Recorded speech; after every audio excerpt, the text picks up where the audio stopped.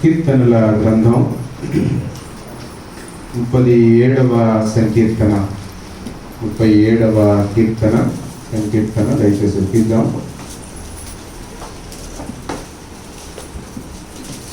37వ సంకీర్తన. నేటి వాక్య ధ్యానంలోనికి వెళ్ళడానికి గత వారం మనం ధ్యానించిన ధ్యానాంశాన్ని జ్ఞాపకం చేసుకున్నాం. ప్రభువు మన నుండి ఆశించినది ఏది, లేదా విశ్వాసి నుండి విశ్వాసి జీవితం నుండి ఆయన కోరుకున్నది ఏది, ఆయన ఆశించేది ఏది అనే ధ్యానాంశాన్ని మనం ధ్యానం చేశాము. ఒకటి అభివృద్ధి కాదు, ఫలం. బయటికి పచ్చగా ఆకుల నుండి కనబడడం కాదు, దానికి ఫలములు ఉండాలి.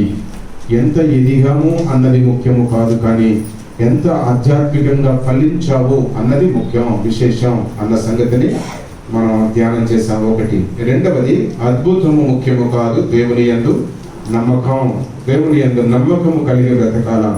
అద్భుతాలు లోకంలో చాలా మంది చేస్తారు. ఒకసారి దేవుడే స్వయాన మాట్లాడుతూ అంటాడు, ఈయన చాలా అద్భుతాలు చేశాడు కదూ, ఈయన కొంచెం అంగీకరించండి ప్రభు అని శిష్యులందరూ రికమెండేషన్ చేసినప్పుడు యేసుక్రీస్తు అంటున్న మాట ఏమనగా, అక్రమము చేయువారులారా నా యుద్ధ నుండి వెళ్ళండి. అంటే అద్భుతం చేసేవారు గూర్చి ఆయన రాస్తున్న మాట ఏంటంటే, నమ్మకము తక్కువైపోయింది, వారు అద్భుతాల మీదనే జీవితాన్ని కట్టుకుంటున్నాడు, అది అక్రమం అంటాడు. అద్భుతం జరగకూడదని కాదు, అద్భుతాలు దేవుడు చేశాడు, ఇప్పటికి జరుగుతూ ఉన్నాయి, ఇప్పటికి చేస్తూ ఉన్నాం, ఇప్పటికెన్నో చూస్తూ ఉన్నాం. మన జీవితాల్లో సంఘంలో కూడా చాలా జరుగుతూ ఉన్నవి. కానీ మన విశ్వాసం అద్భుతము మీదనే కాన్సన్ట్రేషన్గా ఉండకూడదు. మన జీవితం అద్భుతము మీదనే కేంద్రీకృతమై ఉండకూడదు అన్న సంగతిని వాక్యం సెలవిస్తా ఉంది. రెండవది. మూడవది ఆశ కాదు ముఖ్యం, అవసరత. మానవ జీవితం ఆశలతో కూర్చబడినది. మానవ జీవితం కోరికల పుట్ట అంటాడు ఒక కవి. మానవ జీవితమే ఆశల చేత నింపబడినప్పుడు ఆశ ఉండడము తప్పు కాదు, కానీ ఆశ కొరకు నీ దైనందిక జీవితంలో దిగజారడం తప్పు. కనుక ఆశ ముఖ్యము కాదు, అవసరత ముఖ్యం అనే ధ్యానాంశాలు గత వారం మనం ధ్యానం చేసుకున్నాం. నేటి ధ్యానంలోనికి మనం ప్రవేశించుదాం. 37వ సంకీర్తన దయచేసి అందరూ తెరవండి, తీసి ఉంచండి. 31వ వచనం పాస్టర్లు మన కొరకు చదువుతారు. 37వ సంకీర్తన 31వ వచనం.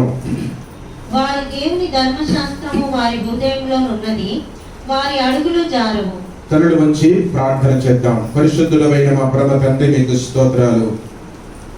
ఎవరి జీవితంలో ధర్మశాస్త్రం ఉందో వారి జీవితంలో జారుడు ఉండదు అనే మాటను ఈ ఉదయం మేము చదివాము నాయన. దాని నుండి కొంత సమయం మీ సహాయము ద్వారా ధ్యానించనై ఉండగా మా నోటి మాటలు, మా అందరి హృదయ ధ్యానములు దృష్టికి అంగీకృతంగా ఉండట కొరకు కృపణించమని, ఆధ్యాత్మికమైన సందేశాన్ని మాకు అందించి బలపరచమని క్రీస్తు పేరిట ప్రార్థించి వేడుకొనుచున్నాము తండ్రి, ఆమేన్. మరొకసారి చేరిన మీ అందరికీ ప్రభు పేరిట శుభములను తెలియజేస్తూ ఉన్నాం. కీర్తనకారుడు ఈ కీర్తనను వ్రాస్తూ చాలా విషయాలను వ్రాస్తూ ఉన్నాడు. కనుక ఈ 37వ కీర్తన ఏ రీతిగా మొదలు పెడతాడనగా, చెడ్డవారిని చూచి వ్యసనపడకు, దుష్కార్యమును చూచే వారిని గూర్చి మత్సరపడకు, వారందరూ త్వరగా ఎండిపోతారు, పచ్చటి కూర వలె వాడిపోతారు అనే మాటలను వ్రాస్తూ, యెహోవా యందు నమ్మిక ఉంచుము, ఇతరులకు మేలు చేయుము, దేశమందు అనగా భూలోకమందు సత్యమును అనుసరించి బ్రతుకు అనే కొటేషన్ ఇస్తూ చాలా సంగతులు వ్రాస్తూ ఉన్నాడు. భూలోకంలో కొన్ని క్రూరమైన జంతువులు ఉన్నవి కదా, అవి కాటేస్తే చస్తాం అనే భయం ఉంది. ఒకవేళ ఎగ్జాంపుల్ గా మనం ఆలోచన చేస్తే, పాము కాటేస్తే ప్రాణం పోతుంది, కానీ పాపము కాటేస్తే ఆత్మే పోతుంది. పాము కాటేస్తే పర్వాలేదు, శరీరం చస్తుంది, దేవుని దగ్గరికి వెళ్తాం. పాపము కాటేస్తే మొత్తానికే పోతావు, నీకు అంతే ఉండదు, నీకు అంతే ఉండదు, నీకు జీవితమే ఉండదు, సుఖమే ఉండదు. అగ్నిగుండంలో రెండవ మరణానికి నీవు ఆహుతి అవుతావన్న సంగతిని దేవుని సేవకునిగా నేను జ్ఞాపకం చేస్తూ ఉన్నాను. ఈ 31వ వచనంలో మనం గమనిస్తే, ఎవరి హృదయంలో దేవుని మాటలు ఉండవో, ధర్మశాస్త్రం ఉండదో, ఆజ్ఞలు ఉండవో, కట్టడలు ఉండవో, నియమ నిబంధనలు ఉండవో, భయభక్తులు ఉండవో, వారు తప్పనిసరి జారిపడతారంట. పిల్లల్లో కొంతమంది జారి పడతారు. అవునా, జారి పడ్డాడా ఎక్కడ అంటే చెప్తారు, ఎక్కడ? బాత్రూంలో అంటారు. మనుషులందరూ బాత్రూంలో జారి పడితే క్రైస్తవులు బాత్రూంలో జారి పడుతున్నావు. జాగ్రత్త, అసలు కీళ్ళు లేకుండా చేస్తాడు దేవుడు నీ కాళ్ళకు. మానవులందరూ బాత్రూంలో జారి పడితే మనుషులు బాత్రూంలో జారి పడితే క్రైస్తవులు బాత్రూంలో జారి పడుతున్నారు. నీకెప్పటి దాంతో ఆలోచన చేయాలా? ఒకప్పుడు మనిషి కలిసి ఉండేవాడు. ఒకప్పుడు మనిషి కలిసి ఉండేవాడు.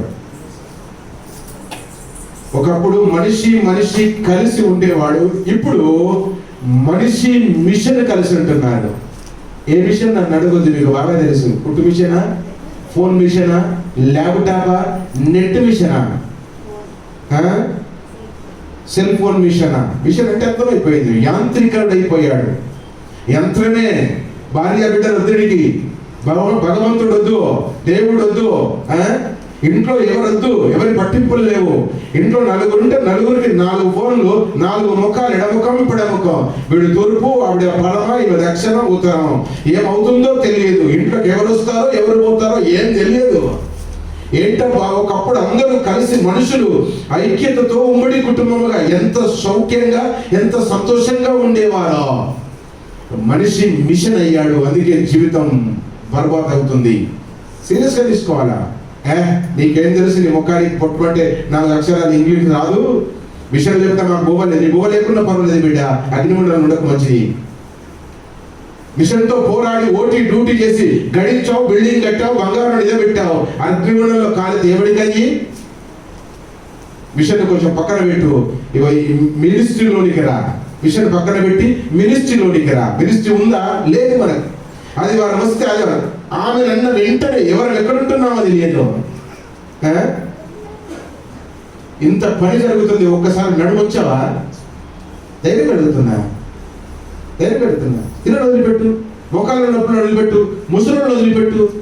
చిన్న పోరగాళ్ళను పట్టుకొని క్యూరింగ్ చేస్తున్నప్ప నేను అడకపోతానా? దీన్ని అయిపోయిన వెంటనే ఒక టీం వెళ్ళిపోతుంది. ఎక్కడికో తినకపోతే వస్తామా? నాకు ఇంటికి పక్కన పెడితే నష్టమేం కాదు కదా, మన ఇల్లు కదా. మరి మీరు ఇళ్ళని గద్దించరు కదా, తల్లిదండ్రులు భయం కదా మీకు. మీ పిల్లల్ని గద్దిస్తే మీ మాట వినడు వాడు, కూడా వణికిస్తాడు అట్లా. అందుకే నేను గద్దిస్తున్నా. వాక్యం శ్రమిస్తా ఉంది. మనిషి కలిసి బ్రతికితే ఎంత సుఖమో, ఎంత సంతోషం. ఉన్న ఒక్క ముద్ద 4 ఇడ్లీలు కలిసి తినండి బిడ్డ, ఎంత బాగుంటుంది. 4 ముద్దలు సారంగం ఎందుకు కాదు, కలిసి తినండి, ఎంత బాగుంటుంది.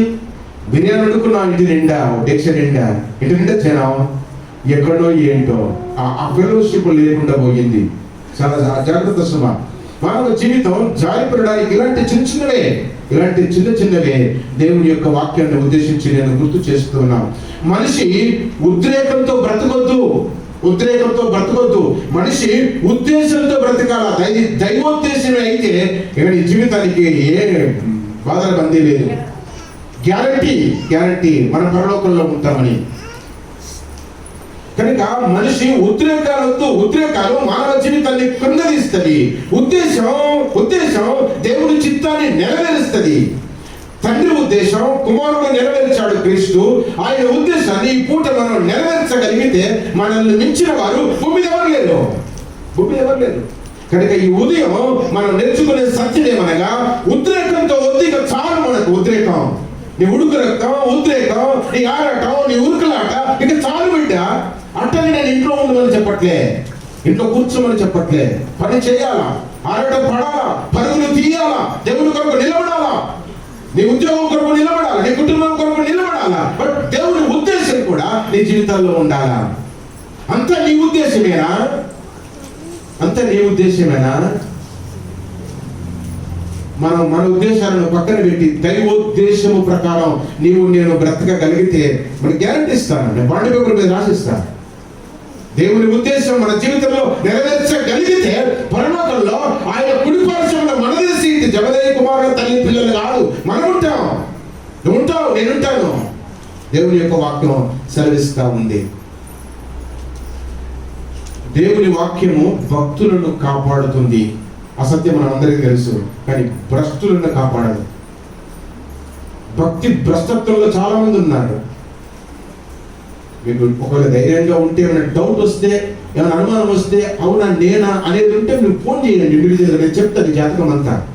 నువ్వు భ్రష్టుడివా భక్తుడివా నేను చెప్తా బిడ్డ. నేను చెప్పి ఇంకొకరికి చెప్తున్నాను కదా. నేను అసలు భక్తిలో ఉన్నానా భ్రష్టత్వంలో ఉన్నానా అనే డౌట్ నీకు వస్తే నాకు ఫోన్ చేయి. డేలో ఫోన్ చేస్తే నీకు కష్టం అనిపిస్తే మధ్యాహ్నం చేయి బిడ్డ. నువ్వెవరో నేను చెప్తాను. పెద్దలు చిన్న అందరూ చేయండి, నో ప్రాబ్లం. నేను నిర్మమాటంగా చెప్తున్నాను కదా. నా భక్తి నా ఆరాటం అంతా ఏంటంటే భక్తులం కావద్దు. ఒక రోజు రాత్రి నిద్ర లేకుండా మాత్రం నాకేం పంప దగ్గర పడవు. రాత్రి 1 గంట దాకా ఉన్నాం, వచ్చాము, ఇప్పుడు మళ్ళీ ప్రసంగం చేస్తున్నాం, మళ్ళీ పోతాం ఏమన్నా పోతాం ఏదైనా కానీ భ్రష్టులంగా బ్రతకొద్దు. భక్తులంగా బ్రతికితే మంచిది. దేవుని యొక్క వాక్యం సెలవిస్తుంది. ఇప్పుడు నలుగురిలో ఉన్నాం కదా, మంచోడు అని చెప్పాలి కదా. మరి నేను ఇక్కడ నువ్వు చెడదానివి అని అనుకో, ఇక కొంపలు తగలబడతాయి. నాకు చాలా కష్టం కదా. మరి అందుకే వాళ్ళు అట్లనే ఉంటాం, వాళ్ళని బాగా ఎత్తుకుంటాం అంటే అప్పుడప్పుడు మా పాస్టర్ నన్ను మరి సంఘంగా సమాజంగా ఇన్సల్ట్ చేయొద్దబ్బా, పబ్లిక్గా ఇన్సల్ట్ చేయొద్దు. పర్సనల్గా కొడితే రక్తం కక్కాలి వాడు, కానీ పర్సనల్గా ఉండాలి, అది డైరెక్ట్గా ఉండాలి, కానీ పబ్లిక్గా ఉండొద్దు అని చెప్తూ ఉన్నాను. ఇప్పుడు కూడా జ్ఞాపకం చేస్తూ ఉన్నాను. వాక్యం కలిగి భక్తులుగా బ్రతుకుదాం. భక్తి మనల్ని బ్రతికిస్తుంది. భ్రష్టత్వం నిన్ను భ్రష్టు పెడుతుంది. అందుకే వాక్యం భక్తులను కాపాడుతుంది. గుర్తుపెట్టుకోండి, క్రైస్తవులను కాపాడదు. ఆరాధనకు వచ్చినంత మాత్రాన కాపాడదు, సందేశంత మాత్రాన కాపాడదు, పాలకుల నుంచి గుడి కట్టిస్తే కాపాడబడవు. నువ్వేదో ఉరగబెట్టామని చేసి నేను ఇది చేశాను అనుకుంటే కాపాడబడవు. ఏది కాపాడుతుంది అనగా వాక్యం కాపాడుతుంది. ఆ వాక్యం నీలో ఉంటే నువ్వు జారిపడవు. ఎందుకు జారిపడ్డావు? నేను ఎప్పుడు జారిపడ్డా అంటారా? ఎవరెవరు ఎక్కడెక్కడ జారిపడితే ఏ జాయింట్స్ లీక్ అయినాయో నేను చెప్తా.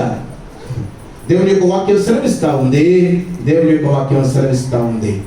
భూలోకంలో గిఫ్టెడ్ మ్యాన్స్ చాలా మంది ఉన్నారు, గాడ్లీ మ్యాన్స్ లేరు. గిఫ్టెడ్ మ్యాన్, దేవుని వరం చేయి పెడితే కింద పడతారు, చేయి పెడితే గడగడలాడతారు. దైవ వరం మంచిగా ప్రసంగం చేస్తారు. ఒక సుదర్శన్ పాస్టర్ ప్రసంగం బడే బాగుంటుంది. ఏం తిట్టి కొట్టి పెడతారో చాలా మంది అంటున్నారు. అమెరికా నుంచి కూడా చెప్తారు, అయ్యా నీ ప్రసంగం కొరకు ఈ రాత్రి నిద్ర కాసుకొని కూర్చొని విన్నా అని పొద్దునే ఫోన్ వస్తుంది నాకు. రాత్రి నిద్రను కాసుకొని వింటున్నారు. తెల్లారు లేచి వాళ్ళు మనం పడుకునే ముందు వాళ్ళు ఫోన్ చేస్తారు. వాడు చెప్పారు పాస్టర్ గారు, మీరు తిట్టినట్టు ఎవరు తిట్టారు అన్నారు. అది నాకు వరం. ఈ వరం నన్ను రక్షించబోయి కనుక మనం గిఫ్టెడ్ మ్యాన్గా బ్రతికితే లాభం లేదు, గాడ్లీ మ్యాన్గా బ్రతకాల. గాడ్లీ మ్యాన్ వినడానికి బాగానే ఉంటే చెప్పుకోవడం బాగానే ఉంటుంది. ప్రాక్టీస్లో ఉండకపోతే చాలా నష్టపోతాం. అందరు యంగ్స్టర్స్, పిల్లలు, పెద్దలం అందరం సీరియస్గా తీసుకోకపోతే చాలా కష్టము అని దేవుని యొక్క వాక్యం సెలవిస్తాము. వరాలను పక్కన పెట్టేద్దాం. పవన్కు మంచి వరం ఉంది, వాడికో వరం ఉంది, వీడికో వరం ఉంది, నాకో వరం ఉంది, నీకో వరం ఉంది, ఆయనకో వరం, అందరికీ వరాలు ఉన్నవి. ఎవరెవరు పని చేయగలం, వరాలను పక్కన పెడదాం. వరాలు చేస్తూ పని చేయడానికే వాడబడతాయి, కానీ దైవత్వం కలిగి బ్రతకడం పరలోకానికి తీసుకొని వెళ్తుంది. కనుక గిఫ్టెడ్ మ్యాన్ల ముఖాన్ని చూసుకొని మనం పడిపోకూడదు. గాడ్లీ మ్యాన్గా బ్రతకడానికి మనం ఇష్టపడితే వాక్యం బాగుపడుతుంది. దేవుని యొక్క వాక్యం చదువుతూ ఉన్నాం. పరిశుద్ధ గ్రంథాలు ఉంటున్నవి, ఇవన్నీ ఉంటున్నవి. వాక్యం బుక్లో ఉంటుందా, నీ బుర్రలో ఉంటుందా, నీ హృదయంలో ఉండాలి. చాలా మంది రాస్తున్నారు, ప్రసంగం చేస్తున్నారు. మీరు రాస్తున్నారు కనుక నాకు చాలా కష్టమవుతుంది. ఎందుకో తెలుసా? మీరు రాసుకుంటున్నారు కనుక, మీరందరూ రాసుకుంటున్నారు కనుక నాకు చాలా కష్టం అవుతుంది. మీరు రాసుకుంటున్నందుకు నాకు కష్టం అవుతుంది. నేను రాసుకుంటే మీకేం కష్టం అయ్యా అంటారు కదా. ఎందుకో తెలుసా? ఈ రోజు చేసిన ప్రసంగం మళ్ళీ నేను 5-6 సంవత్సరాల వరకు చేయకూడదుగా. చేస్తే తుస్సైపోతా. మనం చేసిన ప్రసంగం మళ్ళీ చేస్తున్న చూడు పాస్టర్ని అంటారు మీరు సమన్యులా. అందుకు నేను కొత్త ప్రసంగాలకు ప్రసవ వేదన పడవలసి వస్తూ ఉంది. కనుక దేవుని యొక్క వాక్యం బుక్కులో ఉంటే పనికిరాదు, బుర్రలో ఉంటే పనికొస్తుంది. ఆ బుర్రలో ఉంటే, హృదయంలో ఉంటే, జీవితంలో ఉంటే జారిపడవు అని దేవుని యొక్క వాక్యం సెలవిస్తూ ఉంది. వ్యక్తి బురదలో పడితే, వ్యక్తి బురద అంటితే కడుక్కోవచ్చు, వ్యక్తికి బురద అంటితే కడుక్కోవచ్చు. ఇట్లా కాదు, వ్యక్తికి బురద అంటితే కడుక్కోవచ్చు, వ్యక్తిత్వానికి బురద అంటితే నీ బ్రతుకులో కడగలేవు. ఏ నీళ్లు పనికిరావు, ఏ సబ్బు పనికిరాదు, ఏ సాకలి పనికిరాడు. ఏ సాకలి పనికిరాడు. కొన్నిసార్లు పిల్లలకు తల్లులు స్నానం చేపిస్తారు కదా, ఇది బాగా నాకు అర్థం అవుతా ఉంది. క్యూటీకి ప్రతి వారానికి 2 సార్లు ఒకసారి తల స్నానం చేపిస్తుంది. అప్పుడు వాళ్ళ అమ్మ వాళ్ళు ఇద్దరు కలిసి 20 నిమిషాలు వాకిలో ఉంటారు. రోజు మాత్రం క్యూటీ చేసుకొని వచ్చేస్తూ ఉంటది. తల స్నానం చేసేటప్పుడు మాత్రం ఆమెకు అవసరం, మీకు కూడా అవసరం, చాలా మందికి అవసరం. ఎవరికి వారు చేసుకోలేని కొన్ని పరిస్థితుల్లో ఒకరు అవసరం మనకు. కానీ వాక్యం సెలవిస్తా ఉంది, నీవు కడుక్కుంటావేమో, కానీ నీ వ్యక్తిత్వానికంటే బురద నువ్వు కడుక్కోలేవు. అందుకే వ్యక్తికి బురద అంటేనే పర్వాలేదు, కానీ వ్యక్తిత్వానికి బురద అంటకుండా బ్రతుకుదాం. వ్యక్తిత్వానికి బురద అంటే జారి పడతాం, జాయింట్లన్నీ లూజ్ అయిపోతాయి, ఏ ఆర్థోపెడిక్ హాస్పిటల్ పనికిరాదు. వాక్యం సెలవిస్తా ఉంది. అందుకే ఇక్కడ అంటాడు, వారి దేవుని ధర్మశాస్త్రము వారి హృదయములో ఉన్నది కనుక వారి అడుగులు జారవు. వారి అడుగులు అస్సలే జారవు అనే దేవుని యొక్క వాక్యం సెలవిస్తా ఉంది. They are living on the slipped place. జారే స్లైడ్ గా ఉండే ప్లేస్ లో ఉన్నారంట. ఇప్పుడు ఏదైనా జారే స్థలంలో నడుస్తున్నప్పుడు చాలా కేర్ఫుల్గా నడుస్తాము. నీళ్ళు ఊరికే నిలబెట్టిన స్థలంలో పాకురు వస్తుంది కదా, ఆ ఫంగస్ పాకురు వచ్చినప్పుడు విచ్చలవిడిగా బలవంతం ఉంది, బలాఢ్యుణ్ణి అని అడుగు వేసి నిజమో జారి పడితే దాని తడాకేదో చూపిస్తుంది. విశ్వాసంలో జారి పడితే దాని రిజల్ట్ అంతా అగ్నిగుండంలో చూపిస్తుంది. ఇక్కడ ఏం మాట్లాడదు, ఇక్కడ బాగానే ఉంటుంది, మంచి ట్రీట్మెంట్ ఇస్తుంది, కాపడం పెడుతుంది, మాత్రలు ఇస్తుంది. దాన్ని ఏమంటారు బిడ్డ, అదే బ్రూఫిన్ వేస్తుంది. బ్రూఫిన్ అంటే పెయిన్ కిల్లర్. ఇవన్నీ వేస్తుంది, కాపులు పెడుతుంది, జడ్డు బాంబు పెడుతుంది, రాస్తుంది, ఇక్కడ అన్నీ చేస్తుంది. అది కానీ దాని రిజల్ట్ అగ్నిగుండంలో కనబడుతుంది. అందుకే జారి పడకుండా జాగ్రత్త అని దేవుని యొక్క వాక్యం సెలవిస్తా ఉంది. జారుడుకు కారణం ఏంటి అంటే, ఒకటి వాక్యముని హృదయంలో ఉండకుండాయే, వాక్యాన్ని పాటించకపోవుటయే, దేవుని వాక్యము పట్ల శ్రద్ధ లేకపోవుటయే, దేవుని వాక్యాన్ని హృదయం నిండుగా నింపుకోకపోవుటయే ఒక కారణం. రెండవ కారణం కూడా అంటాడు చూడండి, 35వ కీర్తన తీయండి బిడ్డ, 35వ కీర్తన 6వ వచనం. 35వ కీర్తన 6వ వచనం. యెహోవా దూత వారిని తరుమునుగాక, వారి త్రోవ చీకటి అయి జోరుగా ఉండునుగాక. అది ఒకటి జారడానికి కారణం, రీజన్ వాక్యము లేకుండుట. అది మనం బైబిల్ పట్టుకొచ్చి తీసుకొని పోయి ఆరాధన పడేస్తే పడేస్తావు, ఇక్కడనే ఎవరికి అందిస్తావు. అది నువ్వు ఇంటి దాకా అడగట్టుకుపోతావు, పట్టుకో. ఎవరెవరు ఇంటి దగ్గర బైబిల్ పట్టుకుపోతారో తెలుసు నాకు, ఎవరెవరు బైబిల్ ఈయన పడేసిపోతారో తెలుసు. ఈయన పడేస్తారు, మా ఇంట కాదు, నీ అవ్వమ్మకాలు ఇస్తున్నావు, నీ అయ్యమ్మకాలు ఇస్తున్నావు, ఆ బండి డిక్కలు ఇసిరేస్తావు, అంతే. ఇసిరే బిడ్డ, తప్పేం కాదు. ఇంటికి పోయిన తర్వాత మళ్ళీ దానికి పని ఉందా? ఉండదు. వాక్యం సెలవిస్తా ఉంది, జారి పడడానికి 2 కారణాలు. ఒకటి వాక్యము లేకుండుట, రెండవది చీకటి అయి ఉండుట. అక్కడ రాస్తాడు కదా 35వ కీర్తన 6వ వచనంలో, చీకటి అయి ఉండుట. చీకటి కావడానికి కారణం వాక్యము లేకుండుట. చీకటి దేనికి సదృశ్యం? పాపానికి సదృశ్యం. పాపం జరగడానికి కారణం ఈ హృదయంలో వాక్యం లేదు. వాక్యం ఉంటే పాపం ఎందుకు చేస్తాము? పట్టభాగం పాపం చేస్తున్నాం. అబ్బా నిట్ట నిలువున నరికేస్తున్నాం. దేవుడు కొరడాలతో కొట్టబడినప్పుడు బాధపడలే, ఆయనకు శిలువ మేకులు గుచ్చుతూ ఉంటే బాధపడలే, బల్లెలతో పొడిస్తే బాధలేదు ఆయనకు, ముఖం మీద కాములించి ఉంచితే బాధలేదు ఆయనకు. ఏదో బాధ తెలుసా? నువ్వు వాక్య ప్రకారం బ్రతకనందుకు బాధపడుతున్నాడు. గుడికొచ్చి బరిదిగా చూడు, అందుకు బాధపడుతున్నాడు. వాక్యం శ్రవిస్తా ఉంది ప్రియ దేవుని బిడ్డలారా.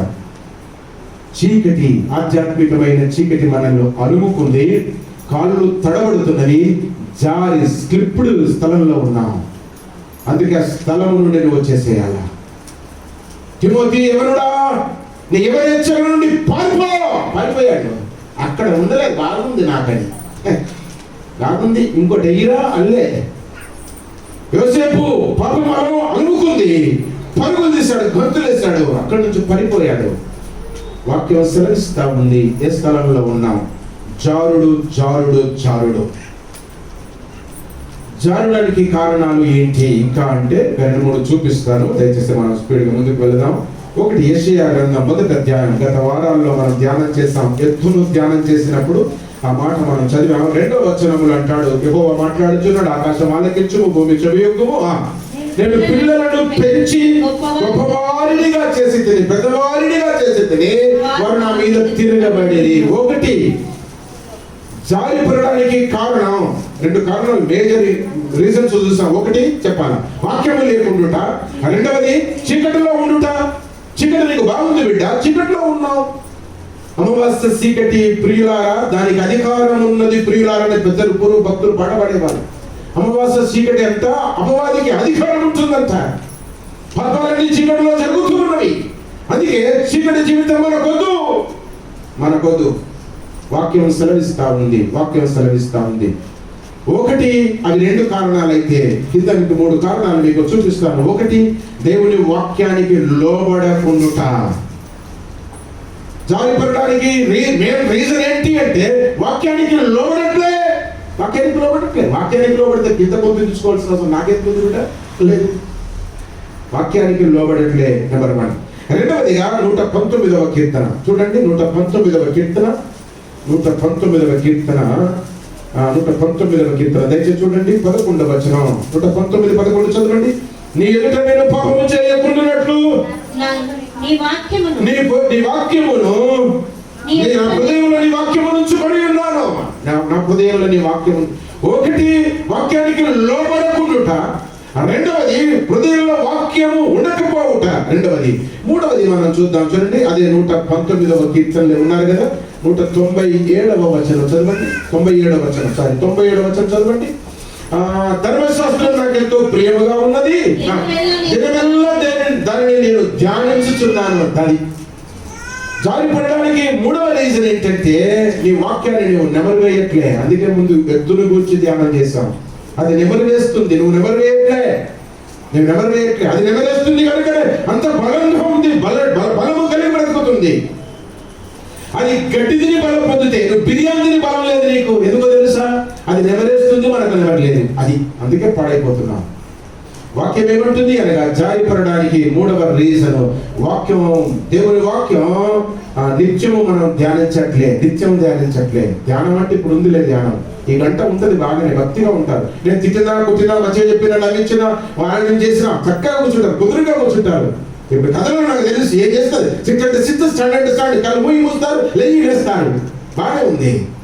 కానీ ఈ ఒబీడియన్స్, ఈ మెడిటేషన్ లైఫ్ లాంగ్ ఉండాలి, త్రూఅవుట్ లైఫ్. అందుకే ఇక్కడ అంటాడు, వాక్యం, దేవుని యొక్క వాక్యం నిత్యము ధ్యానించకపోవట. ఈ వాక్యం ఎక్కడ ఉండాలా? ఇర్మియా గ్రంథకర్త రాస్తాడు. పరిగెత్తుదాం. ఇర్మియా గ్రంథం 31వ అధ్యాయము. దయచేసి తీయండి బిడ్డ. 31వ అధ్యాయం తిప్పండి, పేపర్ తిప్పండి. 33వ వచనంలో భక్తుడు అంటాడు, ఆ దినముల తర్వాత ఇశ్రాయేలుతో యూదా వారితోను నేను చేయబోవు నిబంధన ఇదే, వారి మనసులలో నా ధర్మ విధి ఉంచెదను. అది ధర్మ విధి అనగా దేవుని వాక్యం, దేవుని ధర్మశాస్త్రం, దేవుని నియమ నిబంధనలు, కట్టడలు, శాసనములు, ఆజ్ఞలు, ధర్మ విధిని దేవుడంట మన హృదయంలో ఉంచుతాడంట. హృదయంలో ఉండడం మాత్రమే కాకుండా తానే స్వయాన వ్రాస్తాడంట. చదవడం కింద వారి హృదయముల మీద దాన్ని వ్రాసెదను. వ్రాయిస్తున్నావా? బార్బర్ షాప్ కు పోయి తలకాయ తిప్పావో కట్టు. బార్బర్ షాప్ పోతే చచ్చినట్టు కూర్చోవాలి. మీకు ఒకసారి చెప్తాను. ఇప్పుడు సంవత్సరం మీద 1 నెల అయింది, ఇంతవరకు నేను బార్బర్ షాప్ పోలే. ఇంటికి అంకులు నేనే చేసుకుంటున్నా కటింగ్. ఈ కటింగ్ నేనే బిడ్డ. సంవత్సరం మీద 2 నెలల నుంచి నేనే చేసుకుంటున్నా కటింగ్. ఈ కటింగ్ నేనే చేసుకుంటున్నా. ఎందుకు పోతలేవు, పోలేదా, పైసలు లేవా, అవన్నీ నన్ను అడగొద్దు. ఇక మీరు కొంటే రోజు కూడా నాకేం అభ్యంతరం లేదు. మరి చెప్పండి, నేను గడ్డ పెట్టుకుని వస్తాడు.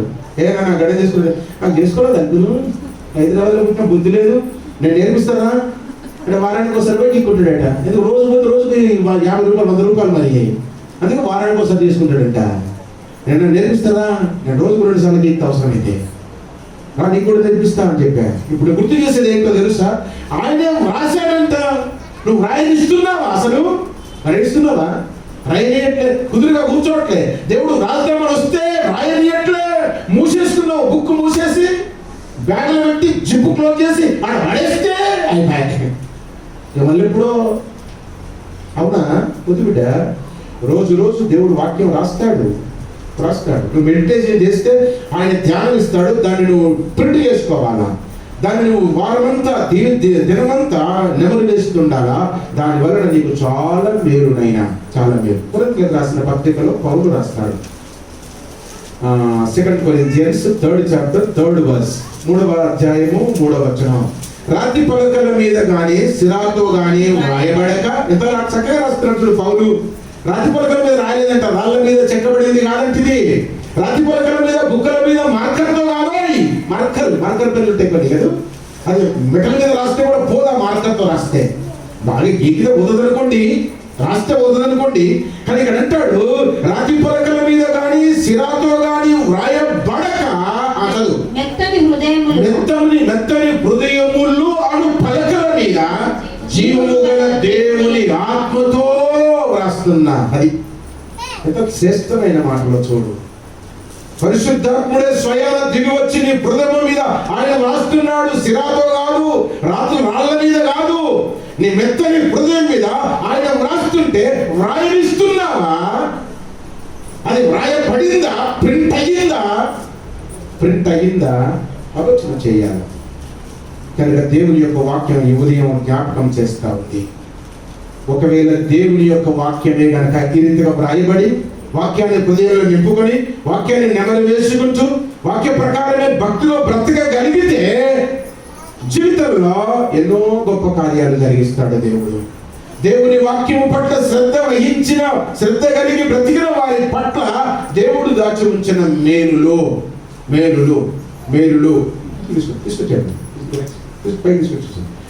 దేవుడు దాచి ఉంచిన మేలులు ఏంటి అనే మాటను 3 మాటలు మీ గమనంలోనికి తీసుకొని వస్తాను. ఇప్పటి వరకు ఒక ఘట్టంగా మన మనసులో ఉంచుదాం.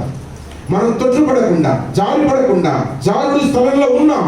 లోకమంతా జారుడు స్థలమే, స్లిప్ అయ్యే స్థలమే, పడిపోయే స్థలమే, దిగజారుడు స్థలమే. కానీ అలాంటి స్థలంలో జారి పడకుండా ఉండడానికి వెలుగు సంబంధుల వల్ల బ్రతకాలా? నెంబర్ 1, వాక్యమును హృదయం మీద వ్రాసుకోవాలా? 2వది, 3వది, వాక్యాన్ని ధ్యానిస్తూ ఉండాలా. అప్పుడు మనం జారిపడము. లేనట్లయితే జారి పడుతాము, జారుడు స్థలంలో ఉన్నామని దేవుని యొక్క వాక్యం సెలవిస్తా ఉంది.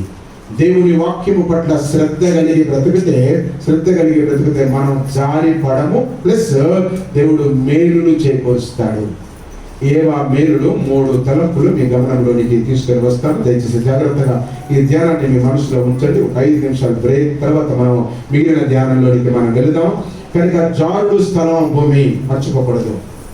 మన ఇల్లు జారుడు స్థలం, మనం నివసిస్తున్న స్థలం జారుడు స్థలం. లోపలికి వచ్చేయండి అన్న, లోపలికి ఇస్తారు పర్లేదు. ఇక్కడ ఇచ్చేద్దాం.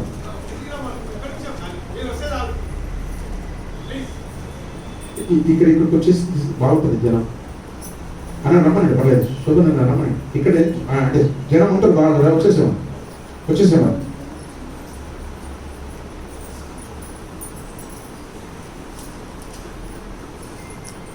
స్పెషల్ సార్ అమ్మాయి పడుతుంది.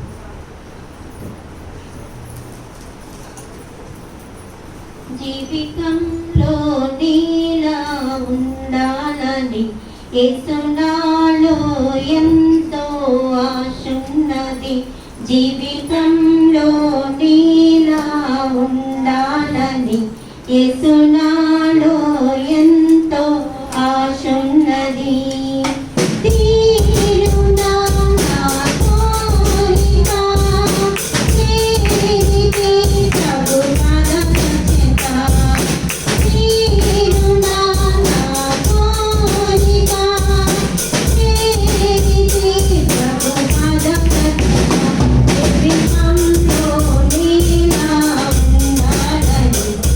Tonight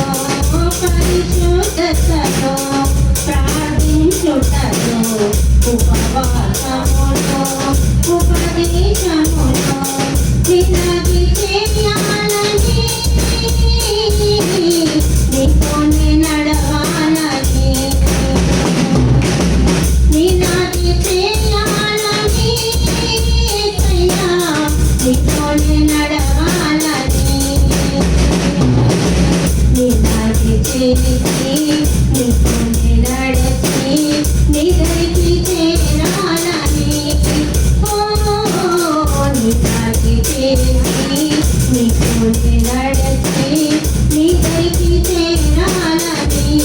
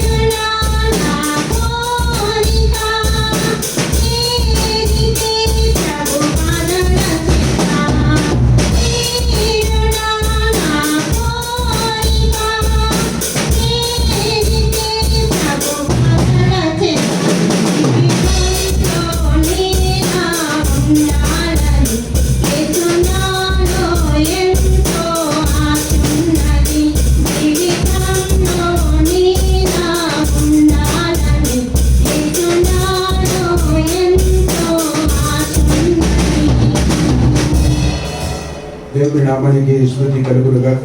సారీ, క్షమించండి, కొన్ని పరిస్థితుల్లో మనం తప్పదు. మరి అందరితో కలిసి మనం ఉండాలి, అన్నిటినీ మనం గమనించాలి.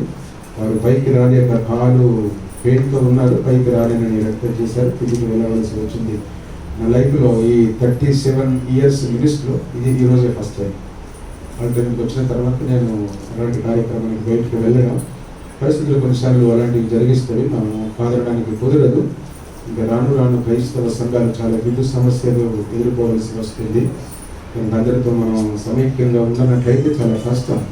పరిస్థితులు బాగలేవు. బయట మీకు వాళ్ళు ఎంత తెలుసో తెలియదో నాకు తెలియదు, కానీ అసలు బాగలేవు. జాగ్రత్తగా బ్రతకవలసిన దినాల్లో మనం ఉన్నాం. చాలా కేర్ఫుల్గా ఉండాలి. ఇంతవరకు జీవించిన జీవితం ఒక ఎత్తు, ఇక నుండి జీవించే జీవితం ఒక ఎత్తు. కనుక అన్ని విషయాల్లో వివేకం కలిగి మనం బ్రతకవలసిన అవసరత ఎంతైనా ఉంది అన్న సంగతిని నేను మళ్ళీ జ్ఞాపకం చేస్తూ ఉన్నాను. త్వరగా ముగించేస్తాను. ఇక జారుడు స్థలం జరగడానికి 3 రీజన్స్ చూసాం కదా. 3 రీజన్స్ చూసాం.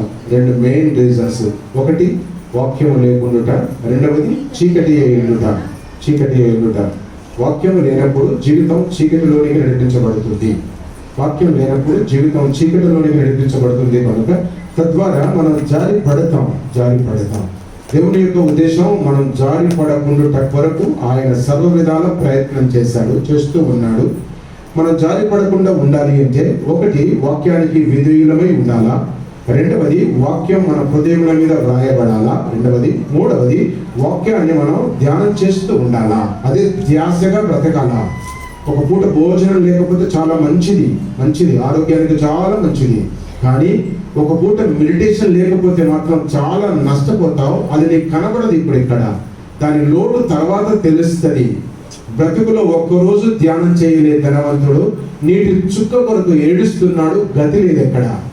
మీకు అర్థమైపోవాలా. కనుక మెడిటేషన్ అనేది చాలా అవసరం అన్న సంగతిని మనం జ్ఞాపకం చేస్తున్నాం. ఒకవేళ శ్రద్ధ కలిగి దేవుని యొక్క వాక్యాన్ని ధ్యానించటం వలన వాక్యాన్ని హృదయంలో రాసుకునటం వలన, వాక్యానికి విధేయులమై బ్రతుకుటం వలన దేవుడు ఏం చేస్తాడంటే మన జీవితంలో 3 కార్యాలు చేస్తాడు. వాటిని చూపించి ముగించేస్తాను. 119వ కీర్తన మనమందరము ఎరుగుదుము. 105వ వచనం, 19th చాప్టర్ 5 వర్స్. నీ వాక్యము నా పాదములకు దీపమును నా త్రోవకు వెలుగునై ఉన్నది. వాక్యము వినువారికి అది వెలుగుబాట. వాక్యము వినువారికి అంటే అంగీకరించి, ఆలకించి అంగీకరించుట, వినుట అంటే. కనుక వాక్యము విని అంగీకరించి దాన్ని అనుసరించగలిగితే నీ జీవితానికి అది వెలుగుబాట. వెలుగుబాట, దీపమునై ఉన్నది, నా త్రోవకు వెలుగై ఉన్నది అంటాడు. భూలోకంలో జారి పడడానికి చీకటి కారణం అన్నాము కదూ. ఆ చీకటి పోవాలి అంటే నీ హృదయంలో వాక్యం ఉండాలి. ఆ వాక్యం అప్పుడు ఏమవుతుంది అనగా నీ బాటకు ఒక టార్చ్ లైట్ లాగా, వెలుగులాగా, ఫ్లడ్ లైట్ లాగా, కాంతి కిరణం వలె అది పని చేస్తూ ఉంది అని దేవుని యొక్క వాక్యం సెలవిస్తా ఉంది. కనుక నెంబర్ 1, వాక్యం నీ హృదయంలో ఉండటం వలన అది నీ జీవితపు బాటకు, నీ జీవితానికి వెలుగుబాట. వెలుగుబాట. దానికి మనం సబ్ హెడ్డింగ్గా చూద్దాం. చూడండి, సామెతల గ్రంథం 4వ అధ్యాయము. సామెతల గ్రంథం 4వ అధ్యాయము 26వ వచనం. 4వ అధ్యాయం 26వ వచనం. అప్పుడు నీవు నడుచు మార్గమును సరళము చేయును అంటాడు. ఒకవేళ వాక్యం నీ హృదయంలో ఉండగలిగితే, వాక్యాన్ని వ్రాసుకోగలిగితే, వాక్యాన్ని మెడిటేషన్ చేయగలిగితే, వాక్యానికి లోబడగలిగితే నీ ఆ వాక్యం నీ బాటకు వెలుగు. వెలుగు మాత్రమే కాకుండా ఇక్కడ అంటాడు ఆ మార్గాన్ని అంట దేవుడే సరళం చేస్తాడు. దేవుడే సరళం చేస్తాడు. ఇక మనకే బాధల బందీ లేదు. మనం ఏమి తొలుకు పడవలసిన అవసరం లే, తొట్టిల్లు పడవలసిన అవసరం లే, తొట్టిల్లు పడవలసిన అవసరం లే. కనుక నీవు నడుచు మార్గమును ఆయన సరళము చేయును అంటాడు. నెంబర్ 1.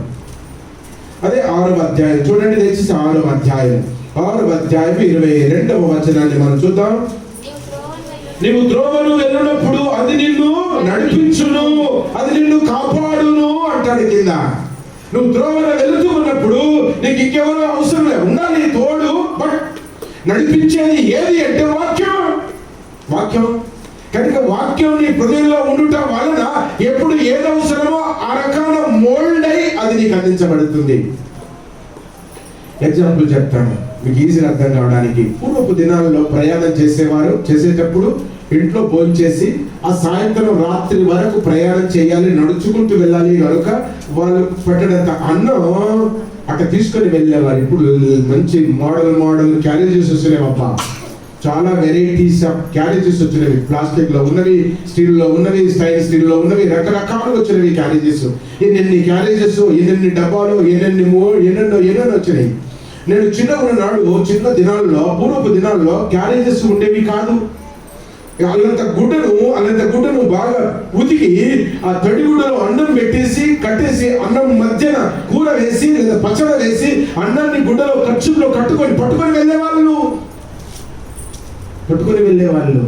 ఇప్పుడు నేను గుర్తు చేస్తూ ఉన్నా, ఒకవేళ అలాంటి ఆ క్యారేజీ వల్ల వాక్యమే నీ హృదయంలో ఉంటే నీకు దాహం వేస్తున్నప్పుడు అది జలమవుతుంది, నీకు ఆకలిస్తున్నప్పుడు అది అన్నమవుతుంది. టీ టైం అయింది కదా, సాయంత్రం 4 గంటలకు, అప్పుడు స్నాక్ కావాలి కదా, పోది మనకు టీ పోదు లోపలికి, ఇది కొంచెం నవ్వులుతో తప్ప దిగది కిందికి. అందుకే స్నాక్స్ వల్ల ఉంటుంది, టీ వల్ల ఉంటుంది. అర్థమవుతుంది అనుకుంటున్నా. ఏ సమయంలో మనకు ఏది అవసరమో ఆ రీతిగా దేవుడు దాన్ని మోల్డ్ చేస్తాడు, త్రోవను సరళం చేస్తాడు, ఆ త్రోవలో నిన్ను నడిపిస్తాడని దేవుని యొక్క వాక్యం ఈ ఉదయం జ్ఞాపకం చేస్తా ఉంది. కనుక వాక్యాన్ని విని లోబడే వారి కంట వెలుగుబాట. నెంబర్ 1. రెండవదిగా మనం చూద్దాం. చూడండి, వాక్యాన్ని విశ్వసించే వారి కంట అది బంగారు పీట అంట. బంగారు పీట. మొన్న ఒక ప్రదానం చేశాను, ఒకే రోజు 2 ప్రదానాలు చేశాను మన సంఘ బిడ్డలు, ఆడపిల్లలు, 2 ఆడపిల్లలే. 2 ప్రధానమైంది, ఒకటి తూర్పు ఒకటి పడమర అయ్యింది అనుకోండి. చాలా దూరం అల్వాల్లో ఒకటి అయ్యింది, ఆడెక్కడో రాంపల్లిలో ఒకటి అయ్యింది. సరే మేము అక్కడికి పోయేసరికి టైం అవుతుంది, ఫోన్ చేస్తాను, రెడీగా ఉన్నాం, పక్కన 10 నిమిషాలు వచ్చేస్తామని మేము పోయేసరికి సాపలేశాడు. ముందే తిడతాను కదా నేను, అది వాళ్ళ ముందే సాపలేశాడు. అన్ని సర్దుకున్నారు, అన్ని పేషన్లలో పెట్టారు, పండ్లు, బట్టలు, వస్త్రాలు, స్వీట్లు అన్ని రెడీగా పెట్టేశారు. రెడీగా ఉండండి, నేను వచ్చి 15 నిమిషాలు చేసేస్తాను చెప్పా. పరిగెత్తేసరికి సాపలేసి చక్కగా పీటలు వేసారు. అట్లా పీటలు వేసి పెట్టారు, 2 పీటలు వేశారు, అన్ని టేబుల్లో పెట్టేశారు, అన్ని పెట్టేశారు. చూడముచ్చట అనిపించింది. పోయి కూర్చున్నాను. ఏదో అబ్బాయిలు ఇద్దరు రాలేదు, పక్కనే ఉన్నారు, వస్తున్నారు. అలా వచ్చేసరికి 10 నిమిషాలు ముగించేసేసారు. పీటలు వేసేసారు. ఆ పీటలు ఎందుకు వేశారు అంటే కూర్చోడానికి వేశారు. ఆ పీటలు మెరుస్తున్నాయి అబ్బా, మెరుపులాగా, బంగారం మెరుపులాగా ఉన్నాయి ఆ పీటలు. బాగున్నాయి పీటలు, చాలా బాగున్నాయి. సరే మంచిది. కానీ ఇప్పుడు కాదు పీటలు, కొంచెం పక్కన పెట్టండి, బట్టలు కట్టుకుని వచ్చి మళ్ళీ పీటలు వేద్దామని పక్కన పెట్టించాం. సరే వాళ్ళు రెడీ చేసుకోమన్నారు కనుక రెడీ చేశారంతా. నేను గుర్తు చేస్తూ ఉన్నాను, దేవుని యొక్క వాక్యాన్ని విని విశ్వసించి హృదయమందు ప్రింట్ చేసుకొని మెడిటేషన్ చేయగలిగితే, 1 వెలుగు బాట, 2వది నీకు బంగారు పీట. ధవల సింహాసనం, జబదయి కుమారుల తల్లి అడిగింది చూడు, యేసయ్యో నువ్వు కూర్చున్నావు కదా ధవల సింహాసనం దగ్గర, బంగారు సింహాసనం, కుడి వైపున ఒకడు, ఎడమ వైపున ఒకడు. జస్ట్ కుర్చీకి, బంగారు సింహాసనం కుర్చీకి, లేదా నువ్వు కూర్చున్న సైడ్ కు కొంచెం తగిలిట చాలు, నీ గాలి నా మీద పడితే చాలు అన్నట్టు. పూర్వపు దినాల్లో శిష్యులు నడుస్తూ ఉంటే ఆయన గాలి తాకి స్వస్థత పొందిన వారు ఉన్నారు. ప్రవక్తలు చనిపోయిన తర్వాత సమాధి చేస్తే అప్పటికే అలా చచ్చి ఉన్న ఎముకలు లేచి కూర్చున్నవి. అంటే ఎంత శక్తి చూడు. వాక్యం సెలవిస్తా ఉంది కనుక మనం కనుక వాక్యాన్ని ఆ రీతిగా మన హృదయంలో భద్రం చేసుకోగలిగితే మన జీవితానికి అదే బంగారు పీట అంట. పీట అంటే పీట దేనికి సాదృశ్యం? స్థిరత్వానికి సాదృశ్యం, స్టెబిలిటీకి. కనుక బంగారు పీట, నువ్వు కూర్చుంటావు, కుదురుగా కూర్చుంటావు, ఇక నీకు ఏ ఇబ్బంది ఉండదు. అట్లా రెస్ట్ తీసుకుంటావు, కొంచెం ఉపశమనం, కొంచెం నెమ్మది అని దేవుని యొక్క వాక్యం సెలవిస్తా ఉంది. పీట దేనికి సాదృశ్యం అంటే వాక్యంలో నుండి చూపిస్తారు. ఇవన్నీ మనం అనుకునేటివి. వాక్యం ఏమంటుంది పీటను గురించి మనం చూద్దాం. చూడండి, సామెతల గ్రంథంలోనికి రండి. మళ్ళీ 22వ అధ్యాయం, సామెతల గ్రంథం 22వ అధ్యాయం. బిడ్డ తిప్పండి, 4వ వచనం. 22వ అధ్యాయము 4వ వచనం చూడండి. యెహోవా యందు భయభక్తులు కలిగి ఉండుట వినయమునకు ప్రతిఫలం, ఐశ్వర్యం, ఘనత, జీవం. పీట దేనికి సాదృశ్యం అంటే ఘనతకు సాదృశ్యం.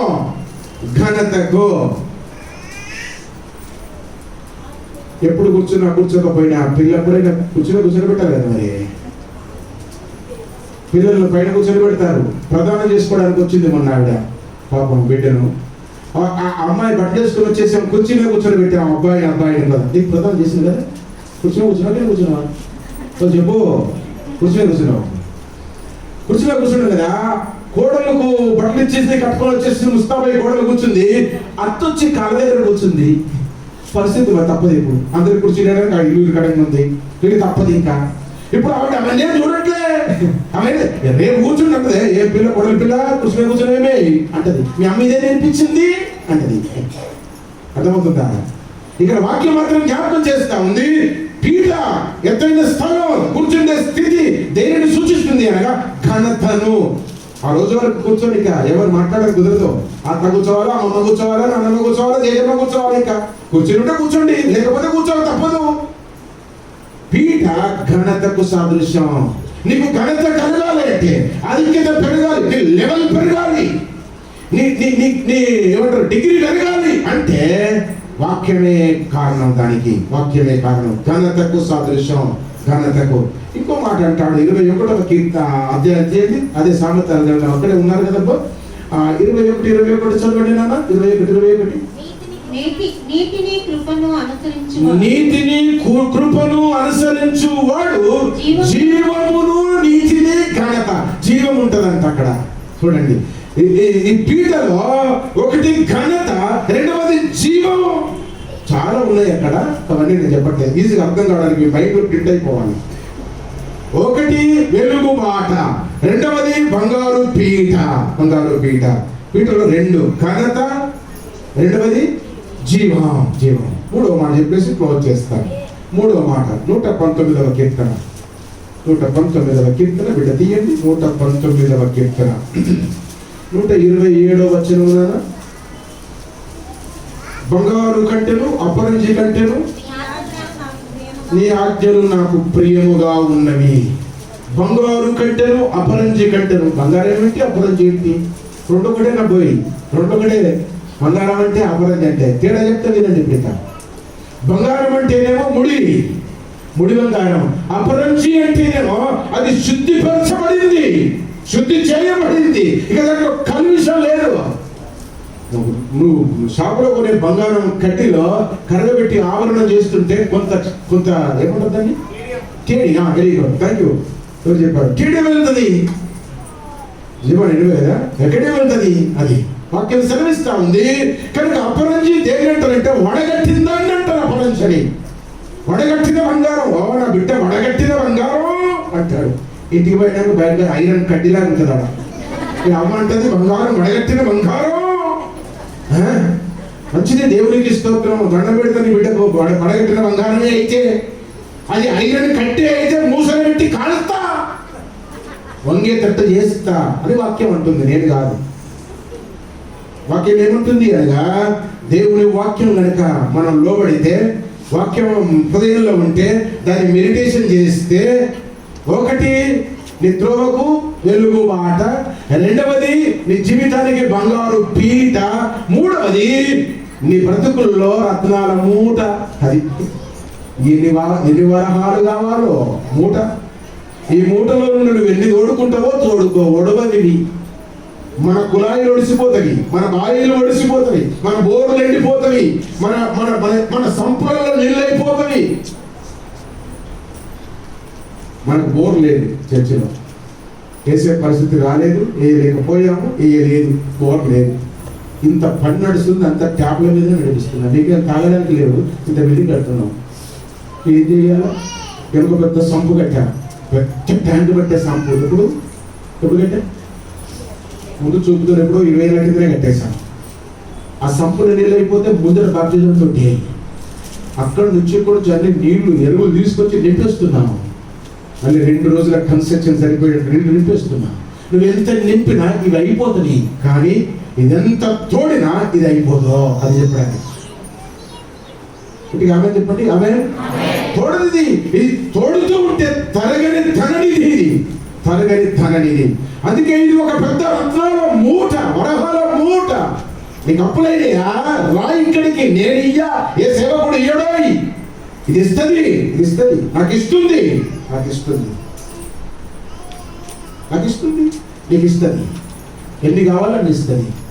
అదేంటి? అపరంజి కావాలా ఇస్తుంది, బంగారం కావాలా ఇస్తుంది, డబ్బులు కావాలా ఇస్తుంది, చెప్పులు కావాలా ఇస్తుంది, డ్రాప్స్ కావాలా ఇస్తుంది, డిపాజిట్ చేస్తావా ఇస్తుంది, అప్పులు కట్టుకుంటావా ఇస్తుంది, ఆస్తి ఉంటావా ఇస్తుంది. చెప్పండి, ఇక ఏది కావాలంటే అది ఇస్తుంది. నేనివ్వా, ఏ మనిషి పడు, ఏ మనిషి పడు. వాక్యం సెలవిస్తా ఉంది. దేవుని వాక్యాన్ని పాటించడం వలన, అందుకే అంటాడు, అది బంగారు కట్టెను అపరంజి కట్టెను శ్రేష్టమైనది, విలువైనది అని దేవుని యొక్క వాక్యమును ఉద్దేశించి భక్తుడు వర్ణిస్తూ ఉన్నాడు. అంటాడు అది అపరంజి అనడానికి 2 కొటేషన్స్ ఇస్తాడు. 2 రిఫరెన్స్ ఇచ్చి ముగించేస్తాను. సామెతల గ్రంథం, సామెతల గ్రంథం బిడ్డ తీయండి, 8వ అధ్యాయం. సామెతల గ్రంథం 8వ అధ్యాయం 10-11 వచనాలు బిడ్డ, 10-11 వచనాలు చూడండి. వెండిని ఆశింపక నా ఉపదేశం. చూడండి, వెండిని ఆశింపక మనం ఏం చేస్తున్నామంటే, ముందే వెండి కావాలి నాకు, అప్పుడే భక్తి అవుతుంది, భక్తిలోనికి వస్తా అంటున్నా. తప్పది. నువ్వు భక్తిలోనికి వస్తే వెండి ఏం కర్మ బిడ్డ, బంగారాన్ని ఇస్తాడు. బంగారం ఏం కర్మ బిడ్డ, అపరంజిని ఇస్తాడు. అపరంజిని ఏం కర్మ బిడ్డ, బంగారం కురిచే ఇస్తాడు. అది ఎనకటికి ఎవడంట బంగారు గుడ్డు పెట్టే బాగు వచ్చిందంట. రోజుకు గుడ్డు బంగారు గుడ్డు పెడుతుందంట. బాబు నీకు తెలుసు కదా, అందరూ తెలుసు, నాకే చెప్పాడు, మీకు నాకంటే ఎక్కువ తెలుసు. అది పెడుతుందంట. రోజు ఒకటి, రోజంతా 24 గంటలు చూస్తే ఇంతంతదా. ఒకసారి కోస్తే అన్ని వచ్చేస్తే ఒకసారి కోసేసిందంట. నీలాంటి నాలాంటి అన్నిటే పోయి అన్ని ఇస్తున్నట్టు బైబుల్ పట్టు పట్టేస్తా. ఇప్పుడు పడత చూడు, మమ్మీ నేను చదివేపోయి అని పొద్దున కూర్చొని రాత్రి దాకా చదివితే ఆ దేవాలయం మీరు బంగారు కనబడదు. భక్తంతట్లో ప్రాక్టీస్ ఉండాలా, నీ లైఫ్ లో ప్రాక్టీస్ ఉండాలా, నీ నిజ జీవితంలో ప్రాక్టీస్ ఉండాలా. అప్పుడు దేవుడు బంగారం కర్మ దేన్నైనా ఇస్తాడు, దేన్నైనా ఇస్తాడు. దేవుని యొక్క వాక్యం సెలవిస్తా ఉంది. కనుక దేవుని యొక్క వాక్యం ఏమంటాడు చూడండి, చదవండి, ఇప్పుడు చదవండి. 8వ అధ్యాయం సామెతల గ్రంథం 8వ అధ్యాయం 10వ వచనం. వెండికి ఆశపడక ఉపదేశమును అంగీకరించుడి, మేలిమి బంగారమును ఆశింపక తెలివినందుడి. తెలివి లేదు, మనం తెలివి కావాలా? తెలివినందుడి. జ్ఞానము ముత్యముల కన్నా శ్రేష్టమైనది, విలువగల సొత్తులేనియో. అది బంగారం గాని, అపరంజి గాని, అది డైమండ్ గాని, అవన్నీ కూడా వాక్యము తర్వాతనే. తల మీద వెంట్రుక మాత్రం చెల్లగాని నువ్వు షర్టుకు మాత్రం ఒక బటన్ ఊడనియవు కదా. ఏమి కుట్లుడిపోయి షర్ట్ కుట్లుడిపోయి తీసుకోబోద్దా? కుట్లుడిపోయిన షర్ట్ ఇచ్చిందనుకో, స్నానం చేసి రాగా ఎట్లా కనబడుతున్నాడు ఇది అనవా. బైబిల్ మాత్రం 10 పుటలు పోతే కూడా సోయే ఉండదు, 10 పేపర్లు జరిగితే సోయ ఉండదు. ఏది బిడ్డ నీ భక్తి? ఎట్లొస్తుంది బంగారం? ఎట్లొస్తుంది వెండి? ఎట్లా నీ జీవితానికి వెలుగు? ఎట్లా నీ బంగారం పీట ఎక్కుతావు? ఎట్లా వరహాల మూటలు సంపాదిస్తావు? వాక్యం సెలవిస్తా ఉంది, వాక్యం సెలవిస్తా ఉంది. అందుకే ఇక్కడ అంటారు, విలువగలిగిన వస్తువులు ఏమి దీనికి సాటి రావు, దీనికి సాటి రావు. దీన్ని ఎంత ఎక్కువగా నీవు అర్జించి, ప్రేమించి, గౌరవించి, ఆనందం చేసి జీవితాన్ని జీర్ణం చేసుకోగలిగితే ఇదంత ఆధిక్యతనిస్తాడు, అంత ఆధిక్యతనిస్తాడని దేవుని యొక్క వాక్యం సెలవిస్తా ఉంది. ఇంకొక మాట చెప్పేసి ముగిస్తాను చూడండి. అది సామెతల గ్రంథం 15వ అధ్యాయం 6వ వచనములు అంటాడు, నీతిమంతుని ఇల్లు గొప్ప ధన నిధి అంటాడు. రిజర్వ్ బ్యాంక్ ఎక్కడో లేదబ్బా, మన దగ్గరనే ఉంది రిజర్వ్ బ్యాంకు. మన ఇల్లే రిజర్వ్ బ్యాంక్ అంట, మన ఇల్లే రిజర్వ్ బ్యాంక్. ఎప్పుడు అంటే మనం నీతిమంతులమైతే మన ఇంటిని రిజర్వ్ బ్యాంక్ లాగా చేస్తాడు. కొత్త కొత్త నోట్స్ వస్తాయి. రిజర్వ్ బ్యాంక్ మాట్లాడి అర్థమవుతుందా? రిజర్వ్ బ్యాంక్ అంటే కొత్త కొత్త నోట్స్ అట్లా ప్రింట్ అయిన వెంటనే రిజర్వ్ బ్యాంకులకు వస్తుంది. ఈ ఆర్బీఐ వాళ్ళు ఎక్కడెక్కడ ఎన్నెన్నో అట్లా పంపిస్తారు బిండెలు. ఆ బిండెలు సీల్ తీసిన తర్వాత మనుషుల చేతిలోనికి వస్తే కొత్త బిండెలు ఇంతే ఉంటుంది. అపోయి ఎవరైనా అర్థం కాకపోతే రండి, కొంచెం అయినాక, ఇప్పుడు కుదురుతో లేదో కానీ సాయంత్రం రండి చూపిస్తాను నేను. కొత్త బిండెలు ఎంత ఉంటుంది, అదే లెక్క పెట్టినాక పాత నోట్లు అయితే ఎంత ఉంటుందో, కొత్తదైతే ఇంతే ఉంటుందబ్బా. 100 పేపర్స్ నోట్స్ ఇంతే ఉంటుంది. అది 10 మంది చేతుల్లోకి తిరిగిన తర్వాత అదే 100 నోట్లను మళ్ళీ బిడ్డ చేస్తే ఇంత ఒప్పుతుంది, ఇంత రాబోతుంది. అది ఇప్పుడు చూపిస్తాను మీకు కావాలంటే, ఒప్పుకుంటే ఉండండి చూపిస్తా. ఆడదలు అయిపోయినాక కింద చూపిస్తా, ఉన్నాయి కొత్త బిడ్డలు చూపిస్తా, కావాలంటే కూడా ఇచ్చేస్తా మీకు కావాలి చెప్పిన దగ్గర ఇచ్చేస్తా. వాక్యం సెలవిస్తా ఉంది, దేవుని యొక్క వాక్యం అంటా ఉంది, అంత కనుక ప్రేమించగలిగితే నీవే ఒక రిజర్వ్ బ్యాంక్ గొప్ప ధననిధిగా చేస్తాడు. అందుకే అంటాడు, ఇది గొప్ప వర రత్నాల మూట. ముగించేస్తున్నాను. ఒకటి చెప్పాలి, ఒకటి చెప్పండి. జీవితాలకు వెలుగు బాట, బ్రతుకులకు బంగారు పీట. బంగారు పీట. ఇక జీవితంలో దేన్ని ఓడిపోయావో అనుకుంటున్నావా?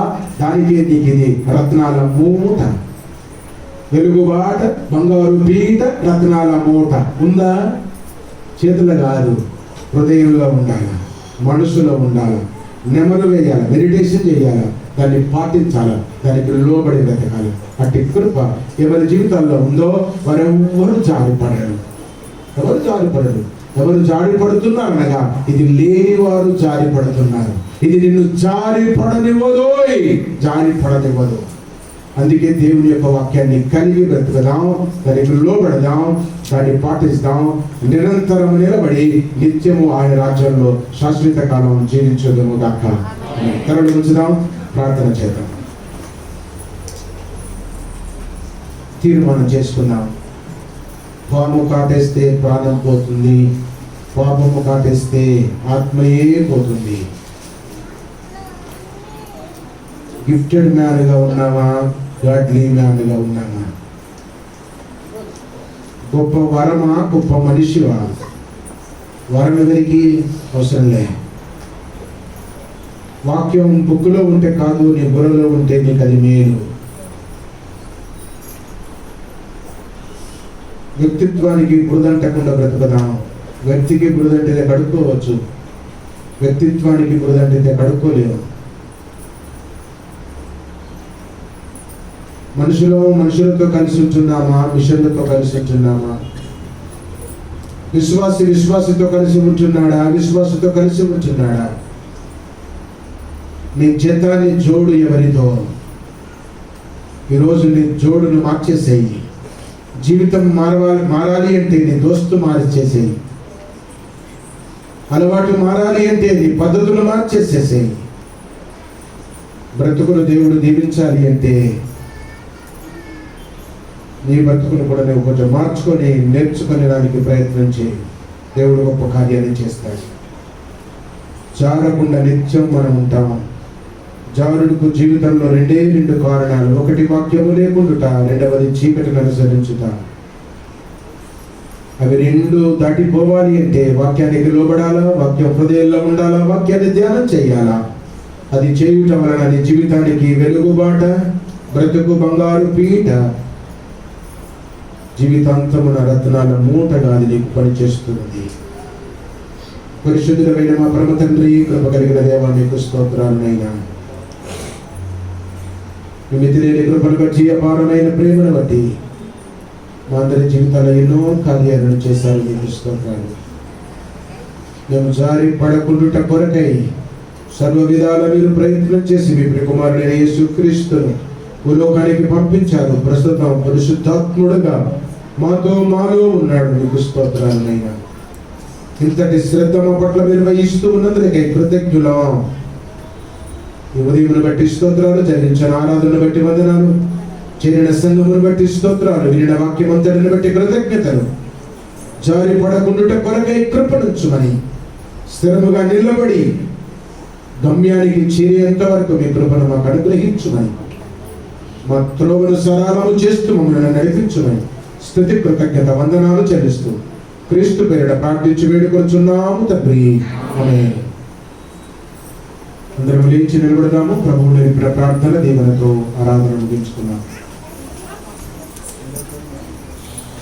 పరలోకమందున్న మా తండ్రి, నీ నామం పరిశుద్ధపరచబడును గాక, నీ రాజ్యం మాకు వచ్చును గాక, నీ చిత్తం పరలోకముందు ఎలాగో భూలోకముందు నెరవేరును గాక. మొక్కవలసిన ఆహారం వేడు మాకు దయచేయి. మరణస్తులు క్షమించిన ప్రకారం మనం క్షమించు. మమ్మల్ని శోధనలు తప్పించు. ఎందుకంటే రాజ్యం, బలం, మహిమ నిరంతరము నీవే స్వామి. ఆమేన్. మన పరమ తండ్రి అయిన దేవుని దివ్యమైన ప్రేమ, మన ప్రభువుడు రక్షకుడైన యేసుక్రీస్తు యొక్క శాశ్వతమైన కృప, సర్వసత్యములోనికి నడిపిస్తున్న పరిశుద్ధ ఆత్మదేవుని అన్యోన్య సహవాసము, సన్నిధి, సమాధానము, ఆయన కాపుదల, సంరక్షణ, భద్రత, ఆయన సన్నిధిలో తరలి వచ్చిన మనకు, మన కుటుంబాలకు, సంఘానికి, సార్వత్రిక సంఘాలకు, సకల పరిశుద్ధులకు ఇప్పుడు ఎల్లప్పుడు సదాకాలము తోడై ఉండును గాక. ఆమేన్. తండ్రి, కుమార, శుద్ధాత్మ